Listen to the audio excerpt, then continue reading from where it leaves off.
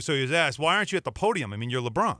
Usually you're a podium guy. I mean, in the finals especially, and is just coming doing this in the locker room any reason for that? Yeah, there's a reason. You want to share? No. When Kyrie's having a rough night. It has nothing to do with wins and losses, though. Okay, so Rachel Nichols, who has a good connection with the LeBron camp, explained why LeBron was not on the podium. This was not because he was upset about the loss. This was not any kind of issue with his own teammates or wanting to make a point. This is because he's been frustrated with the way the NBA has been scheduling its press conferences. There was an issue that goes all the way back to the last series. He had to wait in a place he wasn't really supposed to, a public place in the series against Boston. He got into it with a fan instead.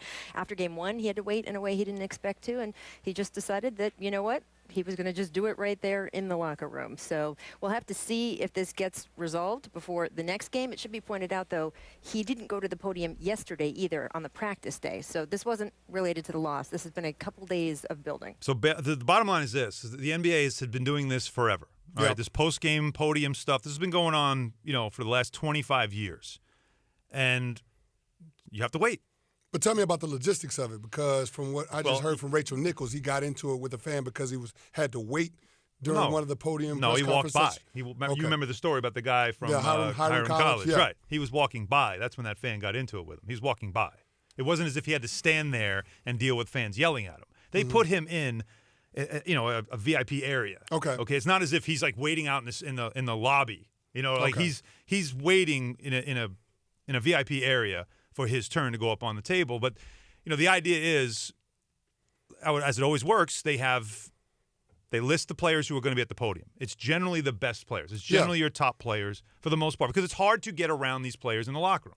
Yes. And it's such a media horde covering this that you have to have them up on the podium. LeBron being LeBron, he needs to be on the podium after every game. That's just the way it is. So what happens is that sometimes Steph Curry goes first. And sometimes somebody else, especially the home teams, they'll go first. That's just the way it is. He's mad that he had to wait, and he didn't want to wait.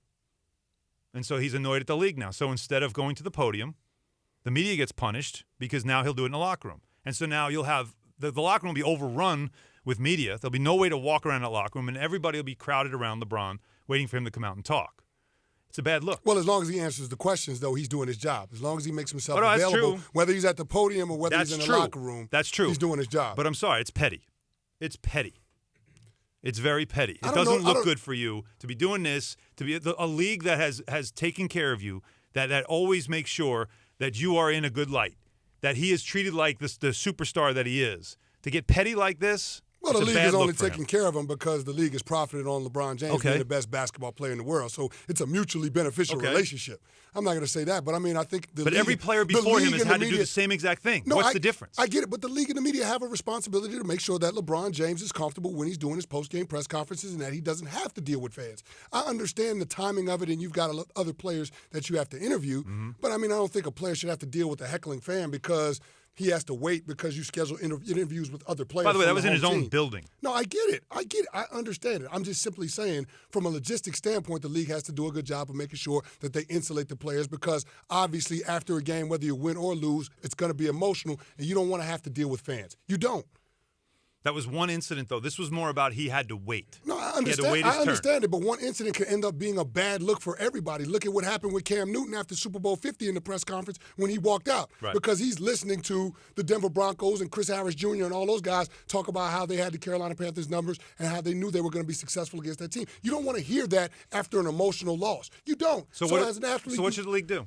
What should the league do? Because he should be on a podium. So what's the answer? I'm just saying the league has to do a better job of trying to organize the logistics of it so they can insulate the player, so he can answer questions directly with the media, and that's it. He doesn't have to deal with heckling fans. He doesn't have to deal with players from the opposing team.